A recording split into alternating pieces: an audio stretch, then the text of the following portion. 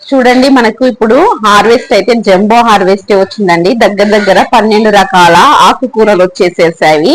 ఒక 4-5 రకాల కూరగాయలు వచ్చాయి. ఇవన్నీ నేను ఇప్పుడు చూపిస్తాను చూడండి.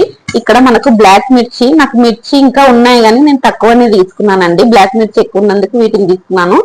బెండకాయలు అయితే వీక్లీ రానందుకు ముదిరిపోయాయండి. అన్ని చెట్టుకి వదిలేసాను విత్తనాలకు. ఒక 4 బెండకాయలు తీసుకున్నాను.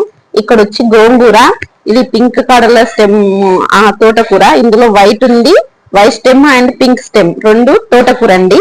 ఇది చుక్కకూర, ఇది వచ్చేసేసి ఇది తోటకూర. తోటకూరలో ఇవి 4-5 రకాలు ఇందులో కలిపానండి.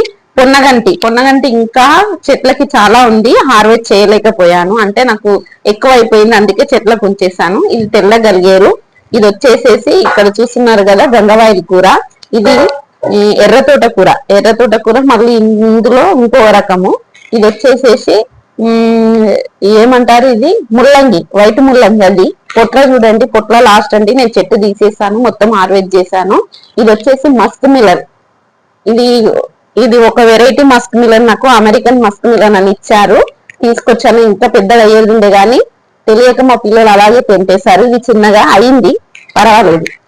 ఒక మునక్కాయ ఒకటి వచ్చేసింది, బాడబడాస్ కొన్ని వచ్చేసేసాయి.